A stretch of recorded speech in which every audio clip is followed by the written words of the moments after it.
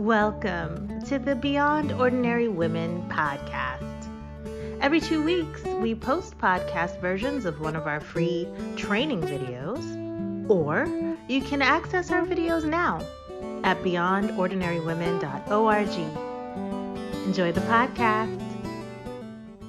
I'm Kay Daigle of Beyond Ordinary Women Ministries. I'm back with Arnita Taylor for the second episode of our discussion about her book, The Language of Healing for a Polarized Nation. Let me read once again the subtitle: Creating Safe Environments for Conversations about Race, Politics, Sexuality, and Religion. So there you have it. Those are the things that are dividing us so much right now. So we all need to hear this. Arnita has a degree in leadership and has many other qualifications. Go to our website to find out more about her if you missed the introduction of the last video. But she is the founder and owner of 8 Leadership Development Group as well. In this episode, Arnita is going to discuss the 5 practices of a peacemaker. And so we want to hear that because we need that. So Arnita, I noticed that in this section of the book, you talked a lot about the importance of character. Why do you put so much emphasis on character? Character is such an insidious part of our identity and how we show up in every room. It's the continual process of our development and the sum total of who we are as a human. And so the thing about character is we really don't arrive at character. It's a continuum that keeps going. And so as you allow yourself to continue to learn and continue to have open minds, it's easy to understand how cultivating character is going to be a part of what you bring to every conversation. I think it takes a lot of character development to have courage, to have respectfulness. Some of the main concepts that we need in these conversations: to build trust, to do no harm. Those kind of things are character issues. And, the more you understand about your own character, the more you can respect other people's process. So it's not an optional part. Your character is coming with you. And sometimes these conversations will expose to you where you need some refinement, and other times they expose to you where you're better than you thought you were. So character is so important. Absolutely. So Arnita, what are the 5 practices of a peacemaker? The 5 practices of a peacemaker, it's the middle part of the book.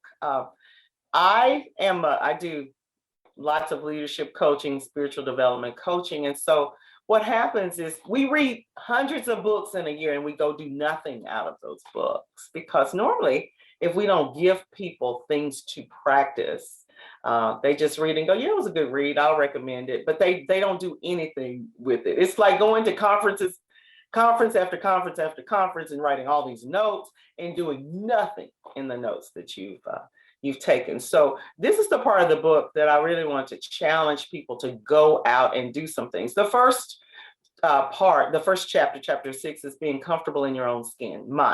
How does security add to these conversations? Secure people can let other people be secure people. Insecure people cannot. So if you're so insecure that you cannot understand the nuance of real life and lived experiences, that's an opportunity for you to become more secure in yourself. Because once I can understand your security, I can understand the divine nature of how God made you to be on the planet as a global citizen. The second, probably chapter 7, is cultivating compassion. Now, this is very important, and cultivating you have to develop it. But in conversations like this, I've been in a number of conversations where people will come to you hurting and you just annihilate their thoughts. You'll say, no, that's not about you. You're making that up. No. How is that cultivating compassion? Because at the very core level, compassion is about removing suffering. We bring healing when we remove suffering in a very base level. So, cultivate enough compassion that you don't have to re-injure someone when they come to you with something that matters. That happens a lot in churches. Black members go to white churches and bring things and they just kind of get mowed down like, no, that's just you. You need to be better. You need more Jesus. And it's such a hurtful thing when you have a ripe opportunity there to just hear them and remove some of the suffering in the moment. Most of the time when those conversations happen, we're not asking you to do something different. We're just asking you to hear me, which is another part of that part of the book, Listen Up. Listening is so pivotal. I think Stephen Covey says it best, listen to understand and not to respond. But that's really, really hard. What I found is it's hard for people to listen to my story and not put themselves in the middle of my story. Big problem, big problem. At that time, we're not centering your feelings. We're talking about me. And so just being able to listen and harness your filters and harness your judgment and just go with a person and listen is a big deal. I think the next chapter, hey, this has been a long time, Kay, since this book was out. Thinking from your good to my good, just understanding we're on the planet together. And it's just as advantageous to think about the people you do life with, the people you've been put on the planet with. When we can think about our good together collectively, that's always a good thing. What I found is most of the time when you say things like that, people are worried about what they're going to lose and how sad to show up in the world. Always concerned about what you're going to lose rather than what you can contribute. And so that's that chapter. And being disruptive, one of my favorite chapters. It's interesting how many people felt that disruption meant was aggressive or something. You really have to decide in your own mind how you're going to disrupt your own thoughts, your own paradigms, your own mental models, to challenge those habits so that you can go forward and be disruptive. Disruptiveness may just be, I have a different opinion than that.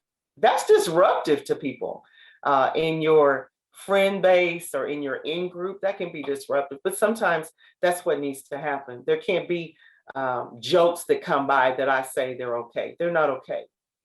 And I'm going to have to say it. I'm really on the cover of a book because I was in a room like that and someone said something insensitive and I spoke up in the whole room. And I got invited to be a part of this book as a result of it. I think we all have that responsibility in our little circles, in our in-groups. And so that's the part of the book where we want you to go out and do something. We want you to do something. So that's great. The practices of a peace. Arnita, I so agree with you that it's important to practice the skills that we're learning. And so learning these 5 practices of a peacemaker require us to do some practice. And I appreciate the fact that you've added practice into the text of the book, as well as that you have added it through your workbook that you can use with the small group for this. I think that's so important. Let me ask you about women in church leadership for just a minute and apply what we're talking about to that group of people. Are there any of these 5 practices that you would say would be the biggest struggle for women in church leadership, particularly in churches that are male dominated and led? Wow, that's a loaded question, Kay. Of course, our book is not necessarily written to the church because we didn't want to isolate. Everybody needs to know how to have these conversations, but certainly I'm pretty assertive.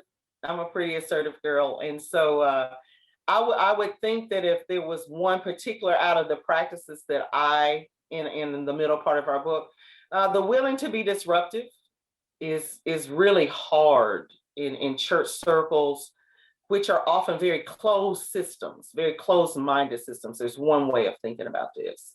And so if you're the person who has perhaps another way or a more evolved way of thinking about it, being disruptive in thought and in thinking and in ideas is very challenging. It's challenging in any environment, particularly in a male-dominated environment. Now, again, that will go back to your security level, but just thinking outside of the status quo, challenging the status quo, that is very hard to do, particularly for a female in a religious context. I think that would be it.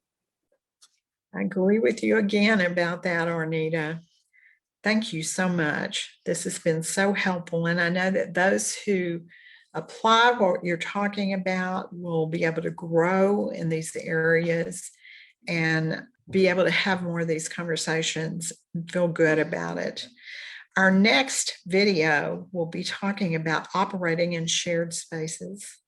And we all need to hear it. And if you missed the first video, go back and listen to it first, and then we'll go on to video 3. Thanks for listening to the Beyond Ordinary Women podcast. You can find more podcast episodes and resources for women in leadership by going to beyondordinarywomen.org. This podcast is produced by Beyond Ordinary Women Ministry. Our production team includes Evelyn Babcock, Kay Daigle, Deborah Herring, and Sharifa Stevens. Theme music, Back in Stride by Don Miller, used courtesy of Christine Miller.